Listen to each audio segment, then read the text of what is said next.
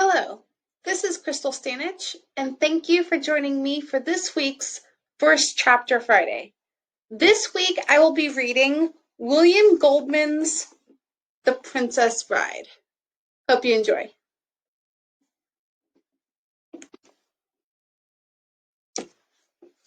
Chapter 1 The Bride.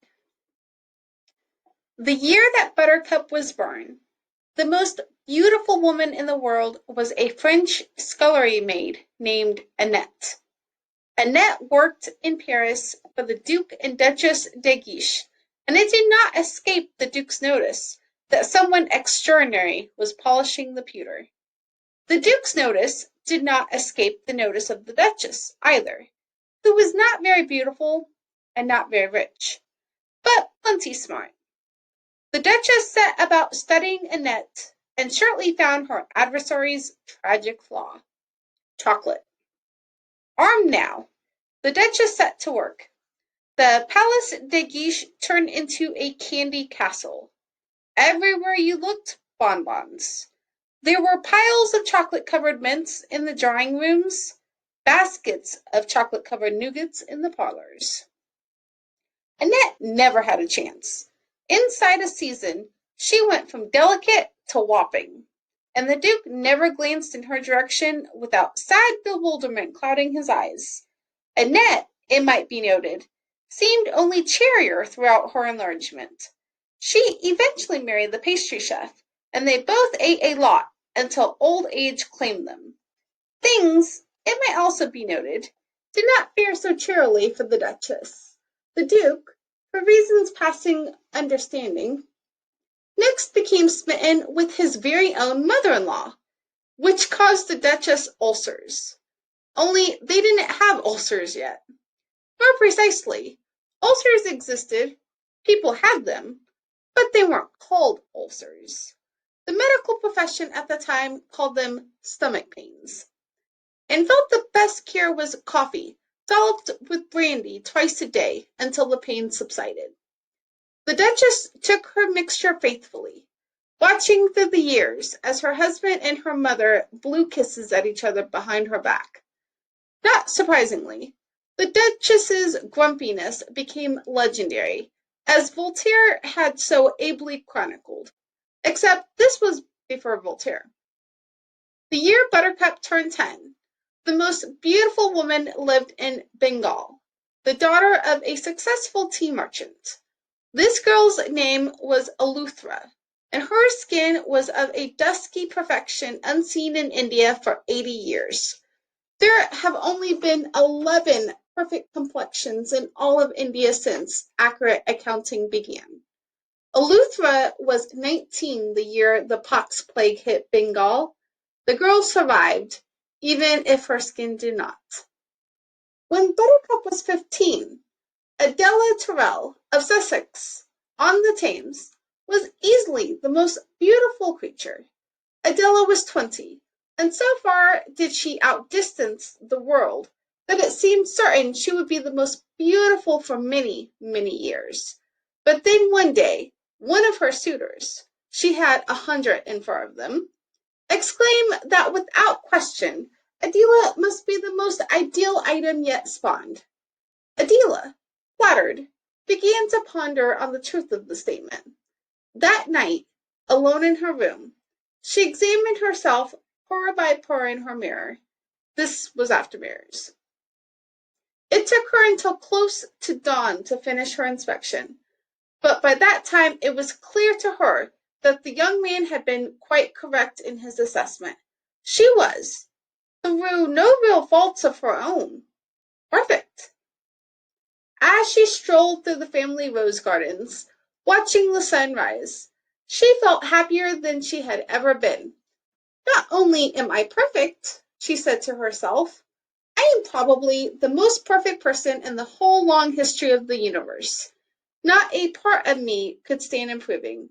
How lucky I am to be perfect and rich and sought after and sensitive and young and... Young? The mist was rising around her as Adela began to think.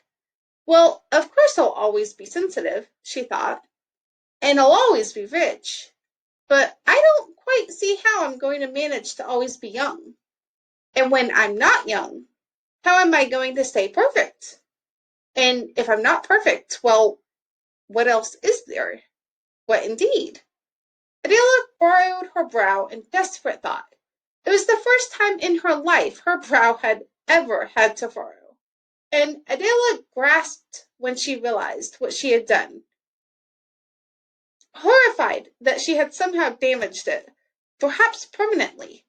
She rushed back to her mirror and spent the morning, and although she managed to convince herself that she was still quite as perfect as ever, there was no question that she was not quite as happy as she had been.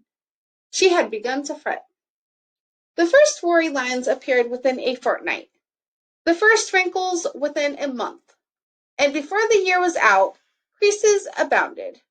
She married soon thereafter, the self-same man who accused her of sublimity, and gave him merry hell for many years. Buttercup, of course, at 15, knew none of this, and if she had, would have found it totally unfathomable. How could someone care if she were the most beautiful woman in the world or not? What difference could it have made if you were only the third most beautiful, or the sixth? Buttercup at this time was nowhere near that high, being barely at the top 20, and that primarily on potential, certainly not on any particular care she took of herself. She hated to wash her face. She loathed the area behind her ears. She was sick of combing her hair and did so as little as possible. What she liked to do, preferred above all else really, was to ride her horse and taunt the farm boy. The horse's name was Hearse. Buttercup was never long on imagination, and it came when she called it, went where she steered it, did what she told it. The farm boy did what she told him too. Actually, he was more of a young man now, but he had been a farm boy when, orphaned, he had come to work for her father, and Buttercup referred to him that way still. Farm boy, fetch me this. Get me that, farm boy, quickly. Lazy thing, trot now, or I'll tell father. As you wish. That was all he ever answered. As you wish. Fetch that, farm boy. As you wish. Try this, farm boy. As you wish. He lived in a hovel out near the animals, and, according to Buttercup's mother, he kept it clean. He even read when he had candles. I'll leave the lad an acre in my will, Buttercup's father was fond of saying. They had acres then. You'll spoil him, Buttercup's mother always answered. He's slaved for many years. Hard work should be rewarded. Then, rather than continue the argument, they had arguments then too, they would both turn on their daughter. You didn't bathe, her father said. I did, from Buttercup. Not with water, her father continued. You reek like a stallion. I've been riding all day, Buttercup explained. You must bathe, Buttercup, her mother joined in. The boys don't like their girls to smell of stables. Oh, the boys! Buttercup fairly exploded. I do not care about the boys. Horace loves me, and that is quite sufficient. Thank you. She said that speech loud, and she said it often. But, like it or not, things were beginning to happen. Shortly before her 16th birthday, Buttercup realized that it had now been more than a month since any girl in the village had spoken to her. She had never much been close to girls, so the change was nothing sharp. But at least before there had been nods exchanged when she rode through the village or along the cart tracks. But now, for no reason, there was nothing. A quick glance away as she approached.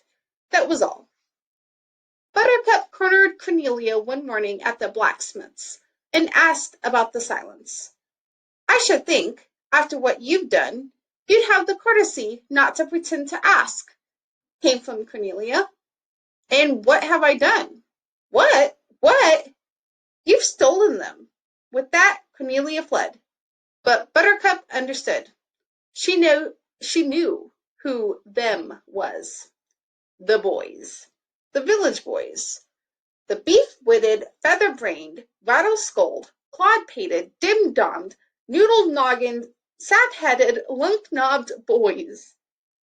How could anybody accuse her of stealing them? Why would anybody want them anyway? What good were they? All they did was pester and vex and annoy. Can I brush your horse, Buttercup? Thank you, but the farm boy does that. Can I go riding with you, Buttercup? Thank you, but I really do enjoy myself alone. You think you're too good for anybody, don't you, Buttercup? No, no, I don't. I just like riding by myself, that's all. But throughout her 16th year, even this kind of talk gave way to stammering and flushing and, at the very best, questions about the weather. Do you think it's going to rain, Buttercup? I don't think so. The sky is blue. Well, it might rain. Yes, I suppose it might. You think you're too good for anybody, don't you, Buttercup? No, I just don't think it's going to rain. That's all. At night, more often than not, they would congregate in the dark beyond her window and laugh about her. She ignored them. Usually, the laughter would give way to insult. She paid them no mind. If they grew too demanding, the farm boy would handle things, emerging emerging emerging silently from his hovel, thrashing a few of them, sending them flying. She never failed to thank him when he did this. As you wish, was all he ever answered. When she was almost 17, a man in a carriage came to town and watched as she rode for provisions. He was still there on her return, carrying out. She paid him no mind, and, indeed, by himself he was not impertinent.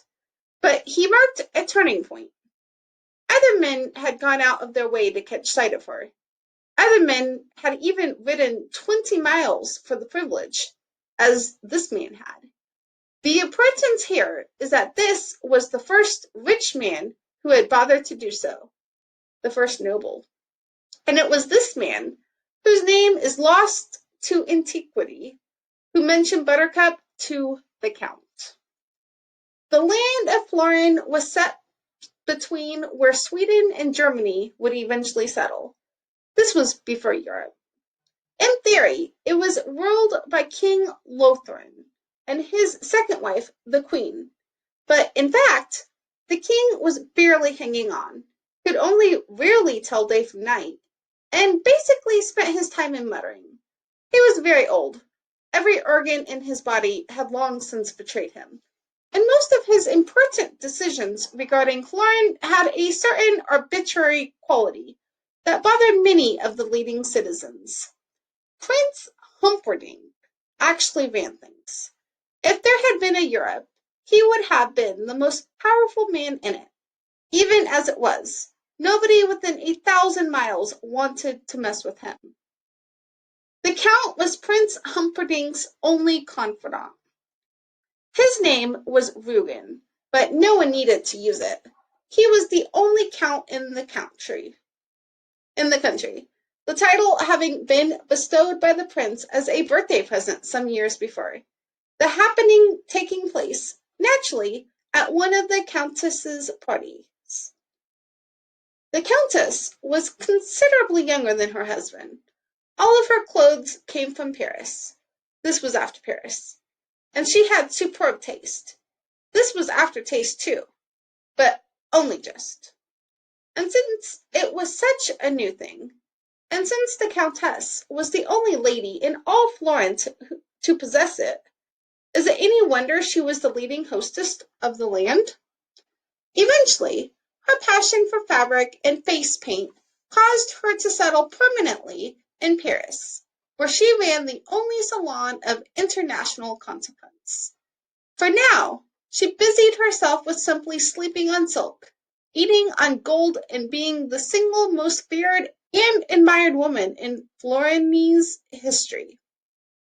If she had bigger faults, her clothes concealed them.